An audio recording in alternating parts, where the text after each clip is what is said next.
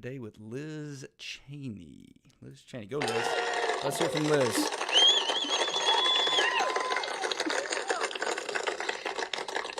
The great and original champion of our party, Abraham Lincoln, was defeated in elections for the Senate and the House before he won the most important election of all. Lincoln ultimately prevailed, he saved our Union, and he defined our obligation as Americans for all of history.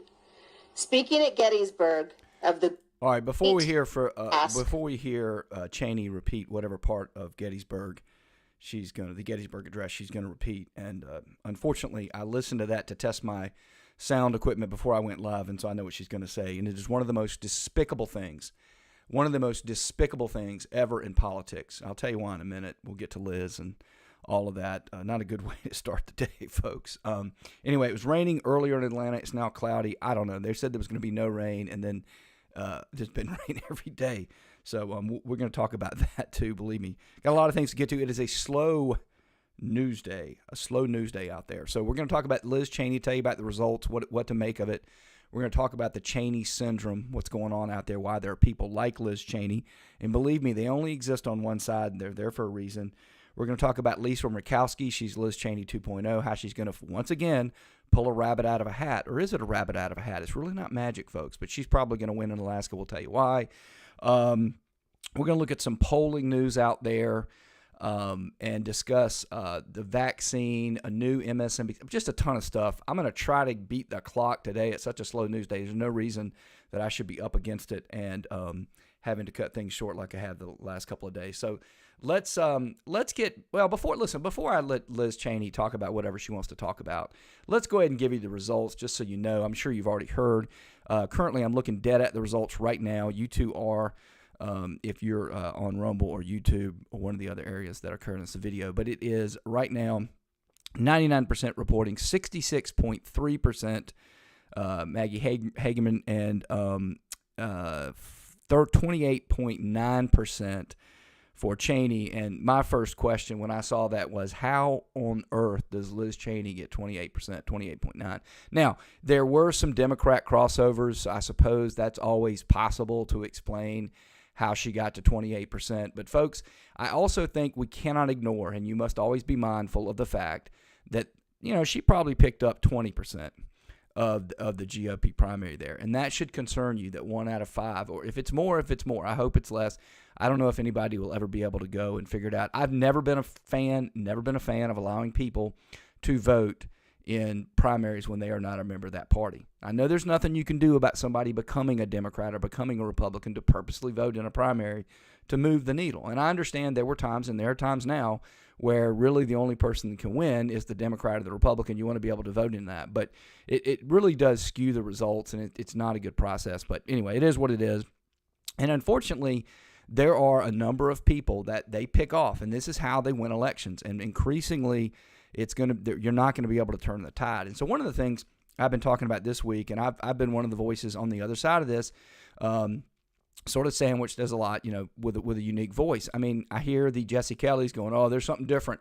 They crossed the Rubicon this time. The Republicans are really going to come back. And so I've been looking at the polls, and I've been looking at as the data comes in. It's been about a week since the raid. We're going to get into some polling, and folks, it's not showing up. Now, I don't understand the polling. Believe me, we talk about this all the time. Pollings are done for lots of different reasons. In fact, probably the least reason that they run polls nowadays is to actually tell you what people think. That's true.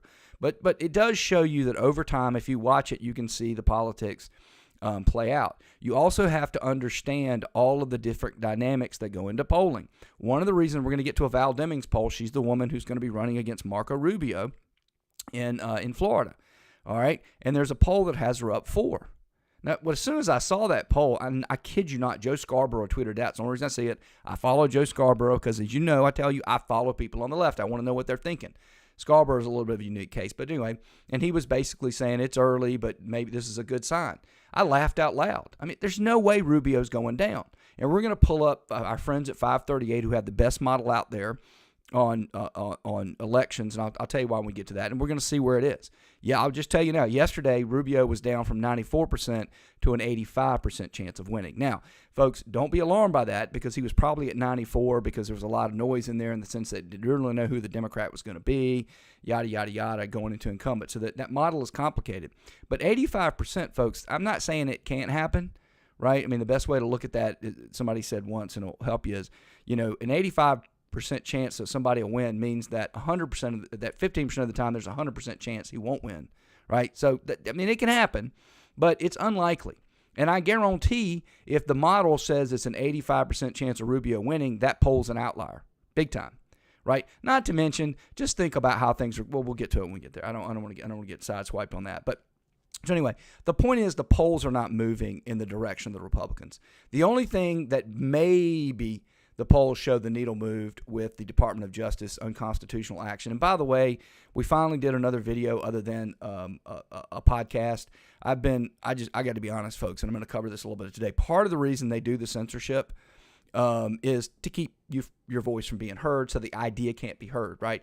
But part of the reason is to depress you. And I'm not going to use the word depressed because I don't get depressed. People like me aren't wired that way. But it did make me not want to do live streams because I do the podcast 5 days a week, and then I was doing one, sometimes two additional live streams on single issues. So last night I finally did, and you've already heard it, so you don't need to go check it out. But I finally did a 9-minute live stream on the constitutionality of the Trump warrant. So if you want to go get it, go to the YouTube channel. It's there. You can find it on Rumble. Anyway, but that's part of the reason they do it. And it works. It's highly effective. Because one, you sit there and like, I did that work. I mean, it wasn't a lot. I think the one they took down was about, I used the Washington Post, or it might have been the New York Times, doesn't matter. They both do it, to debunk the 187 minute of the January 6th. And I get this thing from YouTube saying, you violated our community policy on election denying. And I'm like, it's not even about the election. It's about January 6th. And so you think, well, whatever, some computer did something, and you appeal, and the next thing you know, they say, oh, yeah, we looked, and you did violate it. But they don't show you where, they don't tell you how, they don't show you. It's just garbage, Anyway, it does make you not want to participate, and that's part of what this Rubio poll is about. We'll get to that in due time. So getting back to Cheney, you have to understand that the Cheney phenomenon, what's going on here. She's going to go onto a gig. Word I hear is she's going to get a gig at CNN as part of CNN trying to bring in more conservative voices, okay? And I had a Liz Cheney bit in the stack. I'm probably going to have to cover Liz Cheney twice. I don't know if I have it in the order that I want it in because we're going to get to that. But the Cheney phenomenon is basically this. You have to understand this. Lisa Murkowski is the same phenomenon, okay? They're going to win their states. And their way of winning their elections, we've talked about it for a long time, is they are trying to trigger the right side of your brain. The part of your brain that is the creative, that is the emotional, right? They want that. The part that is the fight or flight, that's where that is. The left side of your brain, that's the rational part where you sit down and you think about it and you hear from a speech and you say, well, when Biden got elected, he said he would do this, this, and this, and people said that's going to cause inflation, and they said, no, it won't cause inflation. That's not right. And then, well, coincidentally, a year and a half later, precisely after they said all this spending was going to cause inflation, there was inflation. The left side of your brain goes, yeah, that's strange. I don't like this Biden character. I don't like inflation because that costs me money, so I'm not going to vote for this person. Well, if you can never sit down for a moment and go through that rationalization process, right, then you're just going to keep voting for Biden. And that's what they're building. And I've told you before, I don't know where they are. I haven't seen anybody who's studied it or broken it down into numbers, but they're probably somewhere between 35 and 45%.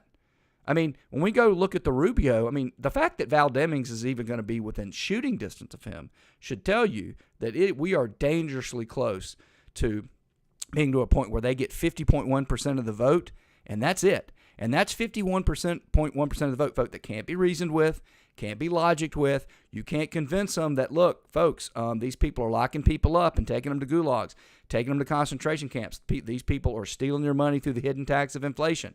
They won't be reasoned with. There's nothing you can do, right? And this is how leftist governments have succeeded over time for years. But before they get to 50.1%, which is what they need, all right, they got to pick off some of us. Now, how do they do it? They do it a lot of ways. One of them is to use your values against you. The best example I can give you of that was when this whole immigration thing blew up, which was roughly 2000 or so. We all lived through it. Everybody listening to me has lived through it, okay? You remember, You know, you had the white population was probably 82% of the population, and then you had about 13% that was black. That got you at about 95, and you had about 5% that was Asian, Hispanic, and various other ethnic groups. And then all of a sudden, around 2000, late 90s, you know, all of a sudden you had this flood of cheap labor coming up from the border, okay? And it came up, and so, you know, a lot of people just settled into the idea that I don't need to mow my lawn anymore, and, well, construction prices are down because they'll do these jobs that other people want to do. That's what Rush used to say it. I remember it every time. Oh, they'll do the work that nobody wants to do. And so everybody just turned a blind eye. Anyway, so everything you know, a couple of decades, now they got kids, and the kids are here. I mean, it's a problem. You should have been enforcing the immigration laws at the time, but we weren't, okay? We liked our cheap construction. We liked our didn't have to mow our lawns anymore and whatnot. It is what it is, okay? Now, all of a sudden, somebody comes along. Trump wasn't the first one, but other people going, well, no, these people, no, you don't have a right to be here.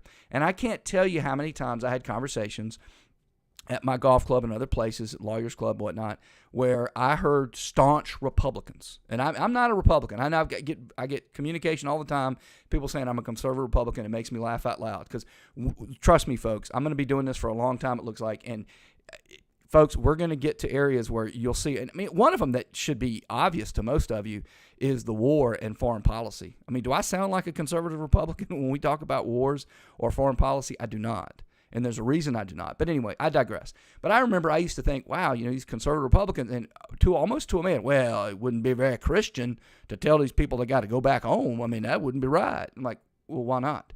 They came up here, they earned money. Most of the time, reports show they sent a lot of that money back to their family.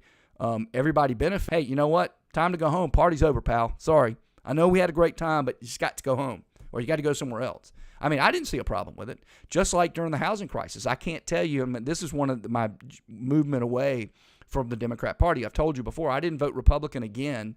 I voted Republican early on, 1988, and then I didn't vote Republican again until 2012. It was Barack Obama that I just couldn't take it anymore. And part of the reason was the reaction to the housing crisis. People on the New York Times or Washington Post, I used to read the New York Times, folks. I used to be a subscriber to him. I used to give them money every quarter. I mean, they just debited my credit card. That's how devoted I was to NPR. I used to love Fresh Air and All Things Considered and some of these other folks that are listening. I know I have a lot of listeners that are lefties too, or former lefties. So I know you know what I'm talking about. Anyway, when I heard people at the New York Times going, well, I mean, it wouldn't be fair. I mean, these people bought these houses and they lived in them, and now you're kicking them out of your home. And it's like, well, that's one way to look at it. Another way to look at it was you lived in a McMansion for like 4 years, and now the party's over. You got to go back to an apartment because you didn't have the money to buy that house. Why is the bank evil? I mean, I'm not saying anybody's evil, but, you know, these are called arm's length transaction for a reason, right? Those of you with any legal training will recognize that term. So anyway, one is they use our values against us. Another is they play these games, right? And they have been doing this, folks. I've heard that a lot of people talking about the Trump raid, that, you know, well, if Trump's the nominee, I'm absolutely behind him 100%, you know, and these other people going, well, you know, I will back Trump. But I sure hope Trump doesn't run because, you know, it's just too much baggage, you know, and it's just demean to it. Folks, let me explain something to you.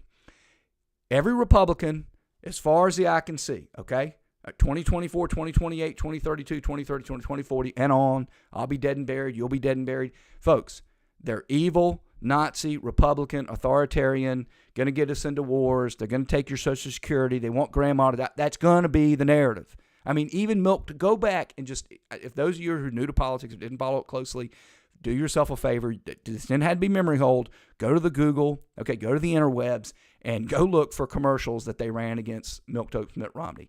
Joe Biden, yes, Joe Biden, our current president, old Joe Biden, going to put y'all back in chains, he said about Mitt Romney, right? Harry Reid, who was a Senate majority leader at the time, said he didn't pay his taxes. And people, literally, I mean, think about that. He didn't pay his taxes. And moronic, we got Kyle Cheney in the can today. Moronic reporters just dutiful. Okay, yes, sir, you didn't pay his taxes. Whatever. Why haven't you paid your taxes? Why wouldn't you do that? You should pay them. You are a rich man. Why wouldn't you pay your taxes? I mean, Mitt Romney, I think it was also Harry Reid, it might have been someone else, doesn't matter, said that Romney canceled somebody's health insurance so that his wife could die. I can't remember the whole gist of it, but the gist was that basically Romney wanted people to die and didn't want people to have health insurance. And you're sitting there like, do you know, folks, that if you show up at a hospital, it is illegal for them not to treat you. Even private hospitals, they got to treat you if you are dying. Now, once they keep you from dying in a triage situation, they'll transfer you to the public hospital. But they can't not treat you. So nobody's going to die of cancer because they're not getting treatment. Now, do you go into bankruptcy? That's something we can talk about.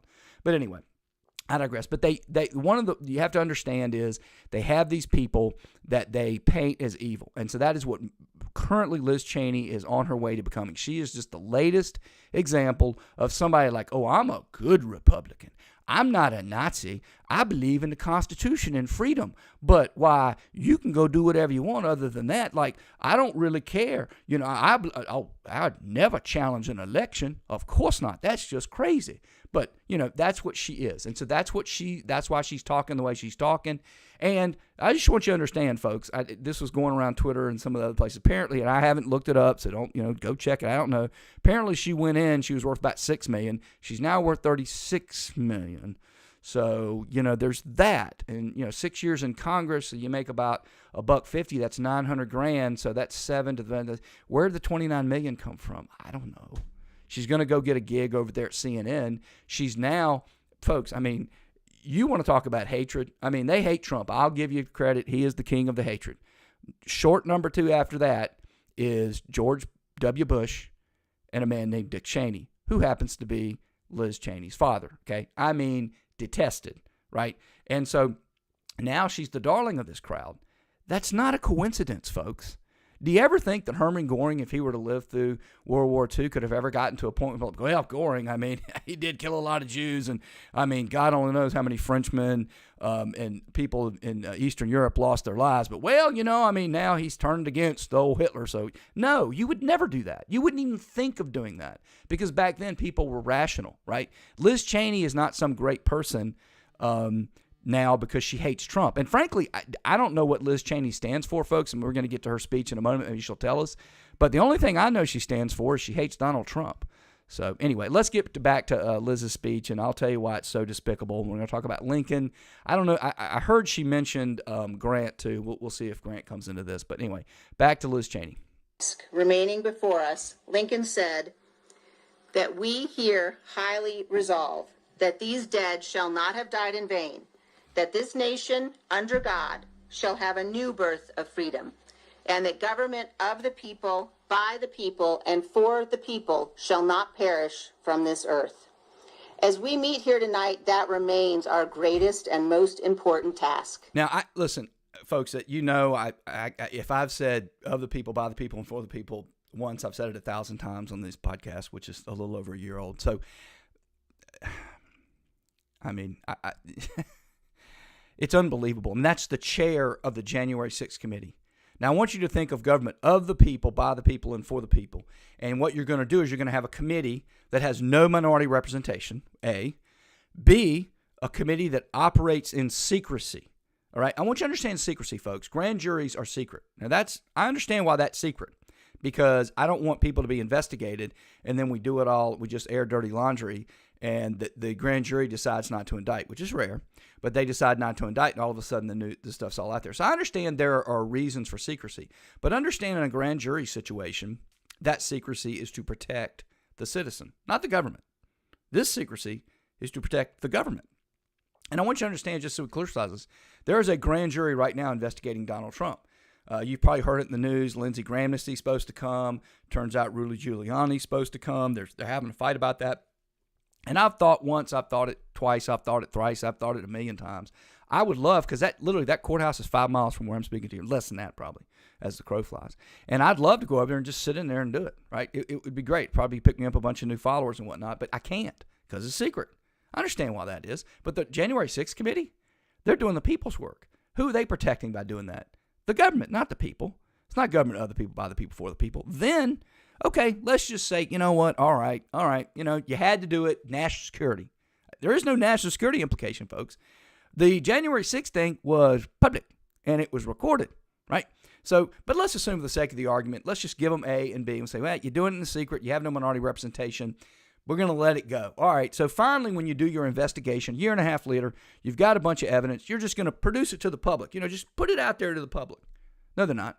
They're going to have a show, and say, hey, why don't you come on down? We'll do a little fireside chat like FDR back in the 30s. And yeah, we're just going to pull a few things out here. We're just going to show you a little bit of stuff. And think about that. Think about that. This is a woman who thinks that's government of the people, by the people, and for the people. I mean, are you starting to catch on? It's not government of the people, by the people, for the people. And again, the reason she can claim that mantle, folks, is because it's not about honesty. It's not about the truth, right? It's about, I'm a good Republican, right? And I am against Republicans. And I'm going to go over and gather with these other people, right, and help them coalesce a few percent. That's all it's designed to do. Now, what's the reward for Liz Cheney doing that? Well, let me tell you something. Liz Cheney ruled, and the Cheneys ruled Wyoming as long as I've been alive. I mean, George W. Bush didn't pull Dick Cheney like Barack Obama did out of the abyss. Okay, Barack Obama pulled Joe Biden. Joe Biden was basically like, I got to have somebody here who's an establishment guy that'll give me some credibility. Same thing, George W. Bush had to have it because he was governor of Texas. And even though he was a Bush, he was conservative, so he had to have somebody who was from more of the quote-unquote moderate ring, which Cheney is from, the quote-unquote moderate ring, the establishment wing, if you will, of the Republican Party. But, you know, Bush needed somebody to basically go to the establishment and go, look, he's going to be okay. He's a little bit of an outsider, but he's fine because he's got Cheney. Same thing that Biden did for Obama. But he actually was somebody that was well-established and a real player in Republican politics at that time. He'd been in high positions of other Republican administrations before he was tapped to be the vice president, right? And all she had to do, and folks, I want you to understand, just not that long ago, I mean, right up until 2020, all right, Liz Cheney was voting with Trump 90+% of the time. She was number 3 in the GOP leadership. It was all after she went all in, right, in 2020, anti-Trump. That's when the leadership dropped her, right, rightfully so. She got censored by the Wyoming Republican Party, okay? And then what does a person like that do? A real person, and you know, that says, look, I'm doing this on principle, goes, hey, I'm doing it on principle. There's no suspicion I'm doing it on principle. I'm going to retire. I'm going to take my $36 million. I'm going to go do something else and with my principle. Option B, right? Well, I'm going to get a gig at CNN. I'm going to become famous. I'm going to join the other side and go after my political enemies. Now, I don't know what's in her heart. I don't know what's in her head. I don't care to know. But I can tell you this. Don't come out here and tell me that there's no evidence that you're not doing this for fame, because she's gotten fame. You're not doing this for adulation. She's gotten adulation. If and when she gets a job on CNN, MSNBC, or wherever and starts making multi-million dollars a year, she's being rewarded for that. So don't tell me this is about virtue. I mean, anyway. So, but we're going to see more of this, and it's really sickening, and it really is unfortunate.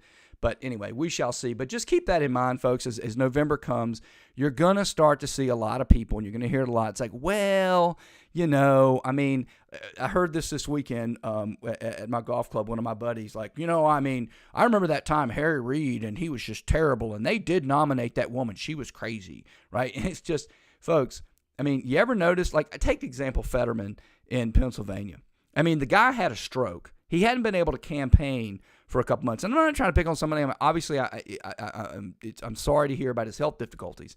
But, folks, you got to think you're not the ideal candidate if, even at his age, he's already having strokes. He's not going to be able to continue on, right? You would think that he would be getting replaced. But setting all that aside, he's not the greatest candidate in the world. But you notice you never hear that. When was the last time you heard that so-and-so was not a good candidate for this or that and being a Democrat? When was the last time you heard it for a Republican? All the time. So anyway, Lisa Murkowski, I want to chat briefly about her, just to let you know the couple things that's going on. So Murkowski's been out of favor for well nigh 12 years. Now, I don't know if you remember this, but the last time she ran, she lost the Republican nomination. A lot of people don't remember that, but she did.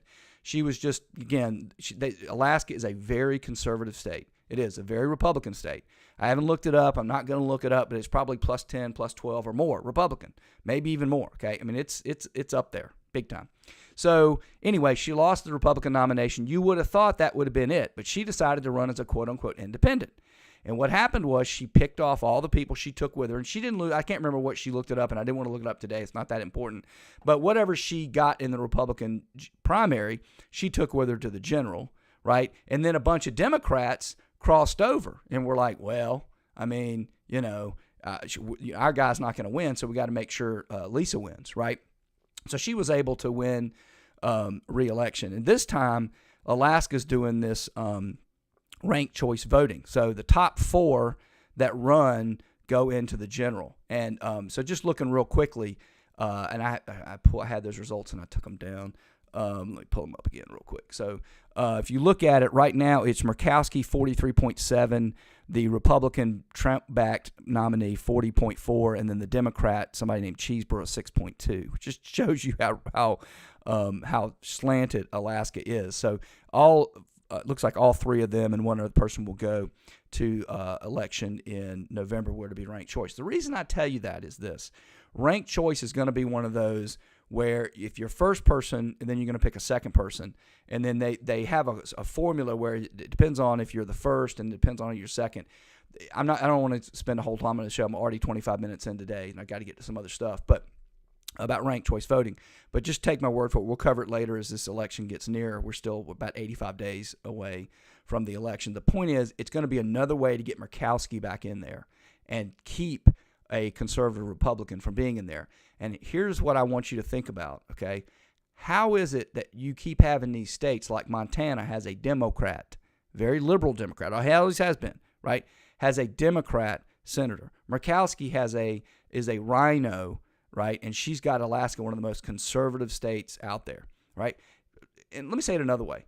Name for me, folks, a blue-leaning state, very, very, very, very leftist state that has a Republican somehow managed to win. You can't. And you know why you can't? Because they don't allow it, right? They don't allow you to go out there and stay in the party if you would in any way sway, right? We do. And they don't allow their values to get used against them. They keep their eye on the prize. They know it's all about the power, right? But anyway, so I want you to understand that going forward. Just understand what we're dealing with here. You don't have to like it. All right, so Val Demings, I told you about this yesterday, or I told you about it this morning, sorry. So this is from The Hill. Demings up 4 points in challenge to Rubio poll, all right? Demings 48, 44. I'm not even going to look at the internals of the poll. We're going to do this in live time. That's one of the reasons why I wanted to go and do video. Let's go to our friends at 538 blog. Let me tell you why I use 538 blog. One, you know our rule. We use the left's data to prove them wrong. I don't want you to think I'm using some conservative data. We're going to use their data. We're going to pull up the Senate forecast right now. If you're looking at it, as of, looks like it was updated this morning, August 17th. 62% chance the Democrats hold the Senate, 38% chance the Republicans take it. Now, folks, here's what's important. There's a way you can go in here to stretch back and see where it was last week. I can already do it for you.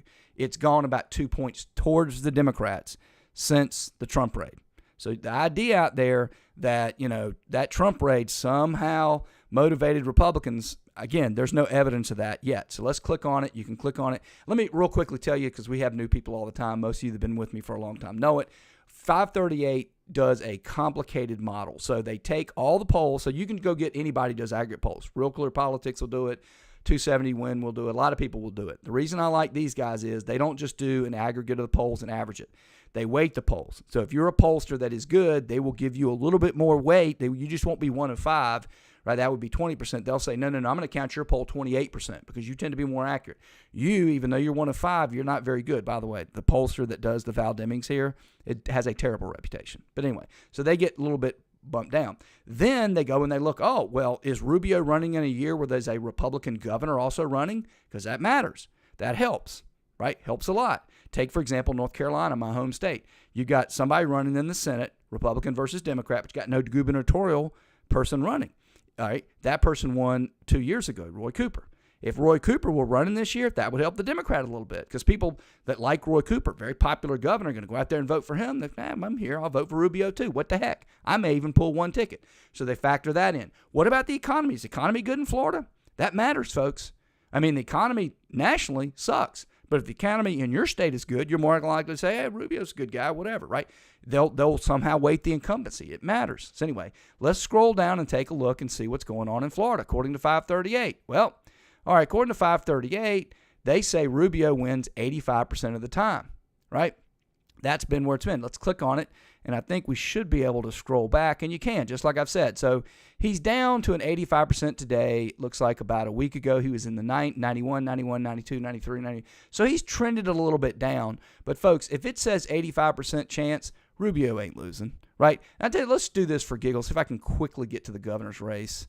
I don't know that I can. Okay, I can't get to the governor's race. If I were to get to the governor's real quick, I could show that Rubio's not in danger, because it also, you want to look and see where DeSantis is. And what we've seen in a lot of these cases, why did that do that? Come on. What we've seen in a lot of these cases is that it's not what I want. What we've seen in a lot of these cases is, let me click here. Sorry, my screen blew up on me. What we've seen in a lot of these cases is that you've got states like Georgia and Florida that inarguably have become more red since the last time there was an election, right? And so Rubio didn't run in 18. Obviously, DeSantis did. He won by about 50,000 votes, which was just a minuscule. It's gotten redder, and he's done a good job. So there's almost no chance that Rubio is in danger. Why then do they run that story, folks? They run that story because it, A, helps people sitting there going, oh, Val Deming's got a shot. Yeah, I just thought Rubio was a shoo-in. Florida, DeSantis. And, now I'll write a check. Right? And it helps depress you that thinks, oh, Rubio? Oh, man, are you kidding me? The Republicans are not going to do it well again. Yeah, I was going to send Rubio a check, but if it's just a waste of money, if he's going to lose, right? And again, it's just all propaganda, but almost everything from the left is. Just want you to keep that in mind. When you see a poll, remember that there's always a lot of things behind it. And one of them is fundraising, number one, two, trying to ramp up your crowd and staunch back the other crowd. So I had this yesterday from the Bulwark. Liz Cheney's staunch constitutionalism. Even those that disagree with her policy views ought to acknowledge her bravery, right?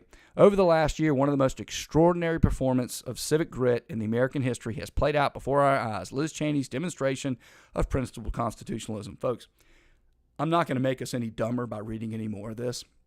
But, folks, again, the reason I put this, I had it in the can yesterday, is one of the things I crossed off at the end because I'd run out of time. Folks, they don't just say, oh, Liz Cheney, I don't like her. And, boy, I really didn't like Dick Cheney and all those wars and stuff he did and violating of rights and spying. But she's a principled person. I'll give her that. Boy, she's sticking by her guns. No. They don't do that, folks. That's not the way it works. That's not the way propaganda works. Why, she's a staunch constitutionalist. She's like listen to this. Over the last year, one of the most extraordinary performances of civic grit in American history. Are you flipping kidding me? In American history? And again, for her to use Abraham Lincoln, folks, I read a lot of nonfiction. I'm trying to read a biography of every president, and I've gone through actually gone through 3 Lincoln biographies. Folks, read a Lincoln biography. If you're looking for a biography of a person to read it. You want to be inspired? Read it. And forget about the war, forget about the presidency. Just the person that he was. Right, the way that he grew up. He was a special person, right? And you want to talk about extraordinary times, right? Liz Cheney, so she basically stuck her eye in her own party and Trump, and now this is one of the most extraordinary performances of civic grit. Give me a break. And here's the other thing, constitutionalism. Where in the Constitution does it say that you should have a committee with no minority representation? Where in the Constitution does it say that you should be able to carry on an investigation by a legislature in secrecy? I could go on. But folks, really? But that's how they win. That's what propaganda is. You go over the top to describe something. I've said this before. The way it was explained to me in law school, I met one of these communists. And again, this person, I'll give her credit. She was a law school girlfriend's mother. She was a staunch communist, and she basically said it. Yeah, I'm a communist. I don't like this Constitution. I don't like anything about it. Every day I go about working, I try to bring it to its end. As sooner the end cannot be soon enough, right? And they were, her husband, the parents of my girlfriend at the time, were both hippies. They met, and served actually a fairly prominent role in the last Democrat administration. You can go look it up. A guy named Lawton Childs, he's the last Democrat to be governor of Florida. Jeb Bush swept him out of office. And just so you know how this stuff isn't, you got to know your history. He managed to hold off Jeb Bush, right, in 1994 by cheating. Go Google it, and if they have it memory hold, he actually cheated. won the closest election in Florida history by a hair. Now, back then, you cheated, and then afterwards, the election commission came out and said, you can't do that, and fined him, and, you can't take away the governorship, right? But anyway, and when I tell you all that, tell you this. What would she say? She used to tell me, the way you do things in the American system, you can't just take a moderate position. This is a system built on compromise. You got to have the most extreme position in the world. Therefore, when they come to compromise with you, they're closer to your original position, right? Right? Feminism is the unique idea that women are people too. What? No, nobody said that. Right? Guess what happens? If they come in there saying, you don't even treat us like people. I mean, we're not even people in this system. Well, I mean, what can we give you to equalize it? It's going to be a lot. Same thing with Liz Cheney, right? It's not just that, she's one of the most bravest persons in history. And why? She believes in the Constitution. She's what matters, right? Think about it. Anyway, it's just all propaganda. Don't fall for it. Folks, border encounters in July soar 325% same time last year during the Trump administration average. Folks, I'm just going to leave that for you and want you to think about this as it relates to November. I've been seeing a lot of polls that say that the Hispanics are trending towards Republicans. Doesn't look like it's enough trending because it ain't over 50, and they somehow still think it's going to matter for them, or they'd stop it. Anyway, just give that thought. I don't know how this came up, but it was in there. This is Joe Manchin responding to the Inflation Enhancement Act. Take a listen. When you look at the $300 billion in deficit reduction, that's over 10 years, but the deficit alone last year was $2.8 trillion. We've got a $30 trillion debt. How do you respond to voters, moderates, independents who think this didn't go far enough in terms of deficit? Okay, folks. Notice how the reporter buys the lie that there's $300 million of debt reduction. First off, the Congressional Budget Office says $100 million, which is also a lie. Riddle me this, Batman. How do you reduce something when you spend $750 billion? You don't. Okay. Anyway, just wanted to let you know there. There's a new show out there of somebody named Alex Wagner. Never heard of her in my entire life. Very attractive young black woman. She's on The Daily Show. And Trevor Noah is asking about her show. Why don't you take a listen to what people of color, this age group or so, what they think they're living through. Take a listen. This is a really exciting time for everybody because your show kicks off tomorrow. Yes. Right. I love your Instagram bio reads anchor at MSNBC plus person worried about the future. But don't you think that sounds a little melodramatic? What do you have to worry about the future? What could the go droughts? wrong? Or the climate Arctic change? ice caps melting faster than expected. President shuffling off classified nuclear secrets to Palm Beach Resort. What are you worried about? Republican election deniers being elected across the country. What are you worried What about? could go wrong? What are you worried? But you. Anyway, folks, I do this for you because, folks, I listen. I spend a lot of time listening to the other side because you have to understand how I don't like the word think because they're not really thinking. But folks, how do you go to that person and try to explain to them that they're losing their freedoms and IRS agents training to carry weapons is really, that's fascism and not what they think? Think about that. I mean, there's no reasoning with that person. There's no way that person is ever going to vote for a Republican, so there's never going to get any change. Anyway, I just want you to understand what's going on. The Senate can stop Trump's plan to gut the civil service. If the ex-president retakes the Oval Office, he'll eviscerate the ranks of career government employees. There's a way to stop him. While many Americans are understandably transfixed by the legal drama featuring the former president, we have paid less attention to what Donald Trump might do if he returned to office in 2024. Last month, Axios reported Trump plans by Trump's administration waiting to politicize the civil service. Under the current system, 7,000 posts are political appointees who tend to come and go with each presidential administration. But the vast majority of the $2.1 million federal workforce is composed of career civil servants. Anyway, folks, I say this to you all the time. When you go in and you try to unroot the corruption they rooted in, they accuse you of that which they're doing. It's Trump that's trying to politicize the civil service of 2 million people. Folks, they vote 95% Democrat. They give money 95% Democrat. Oh, but Trump's politicizing it by making it easier to get rid of those persons who are running our government. All right, I got time for one more story, so let's get to Kyle Cheney. You're looking at it here. The DOJ says in late filing that Peter Navarro told visiting FBI agents to get the blank out of here, and they served him a grand jury subpoena. They also say his tarmac arrest was to avoid publicity, and leg irons strip search he complains of is standard U.S. Marshals protocol.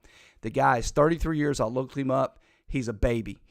If you believe that strip search and leg irons is standard protocol for arresting a white-collar criminal, you don't need to be reporting. Anyway, you're all caught up on the news of the day, and if you like this live stream, I hope you tune back in tomorrow.